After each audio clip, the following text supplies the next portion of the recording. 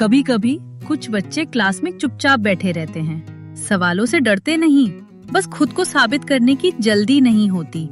Teacher उन्हें कहते हैं एवरेज छात्र। बच्चों, अगला चैप्टर शुरू करने से पहले एक आसान सवाल पूछती हूँ। हाँ राजू, तुम बताओ 1857 की क्रांति क्यों हुई थी? मैम, शायद अंग्रेजों ने कुछ ज्यादा ही तंग कर दिया था। राजू, तुम ना ठीक हो, एवरेज स्टूडेंट हो, पास हो जाओगे बस। एवरेज क्या क्या होता है? कोई इंसल्ट तो नहीं? शायद ठीक ठाक वाला हीरो। लोग टॉपर्स को गले लगाते हैं, उसके पास सिर्फ मार्कशीट होती है 58%। बोर्ड एग्जाम के बाद सब अलग हो जाते हैं। दोस्त की शादी में। और बे राजू, क्या कर रहा है? सोच रहा हूँ कि कुछ बड़ा करना है, पर समझ नहीं आ रहा कहाँ से शुरू करूँ। तू और बड़ा? तू तो वो बंदा है जो टीचर की डांट सुन के थैंक यू बोल देता था।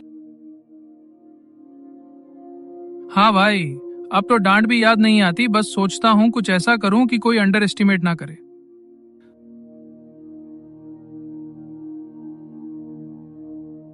अरे राजू, तू? कितने सालों बाद मिल रहे हैं भाई। हाँ भाई, 5 साल हो गए। तू कैसा है? बस चल रहा है।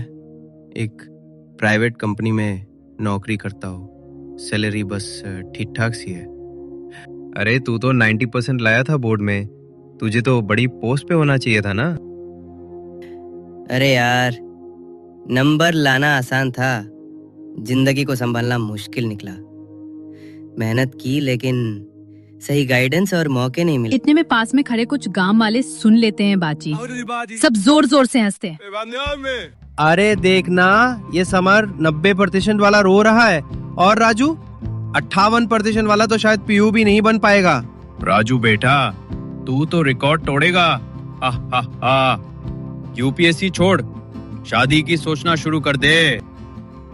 राजू हल्की सी मुस्कान देता है, लेकिन अंदर से टूट जाता है।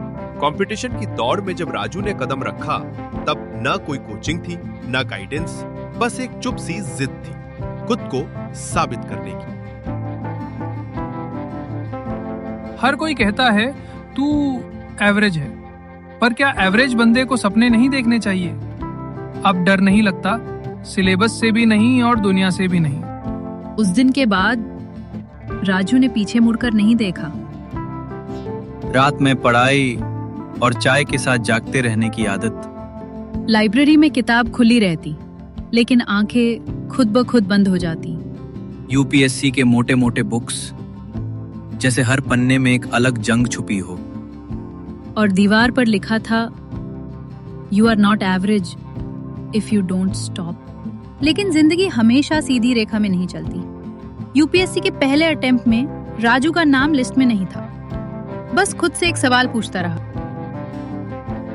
शायद मिस लता सही थी, मैं सिर्फ एवरेज ही हूँ, लेकिन किसी को गलत साबित करने से बड़ा मोटिवेशन कुछ नहीं होता। लेकिन कुछ लोग हार मानने के लिए नहीं बनते।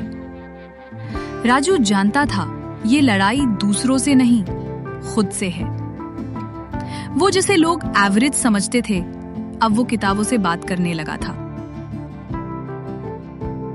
नमस्कार, आज की सबसे बड़ी खबर, यूपीएससी का रिजल्ट जारी हो चुका है।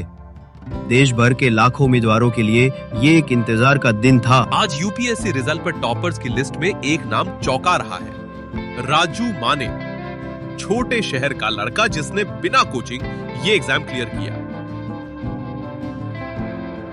हमारा वो एवरेज वाला राजू अब ऑफिसर बन गया। शायद कुछ स्टूडेंट्स को पहचानने में हम टीचर्स भी गलती कर जाते हैं। वो स्कूल जहाँ राजू को कभी एवरेज कहा गया था, आज उसी स्कूल में उसे सम्मान के लिए बुलाया था। वही क्लासरूम, वही गलियां, वही मंच, लेकिन इस बार तालियां किसी औसत छात्र के लिए नहीं, एक अधिकारी के लिए बजने वाली थी।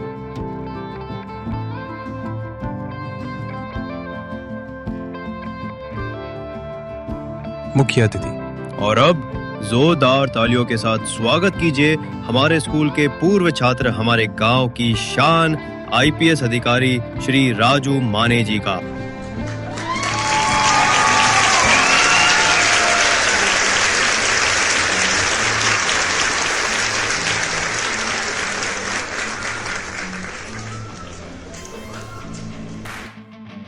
कभी किसी ने आपको एवरेज कहा हो तो बुरा मत मानना।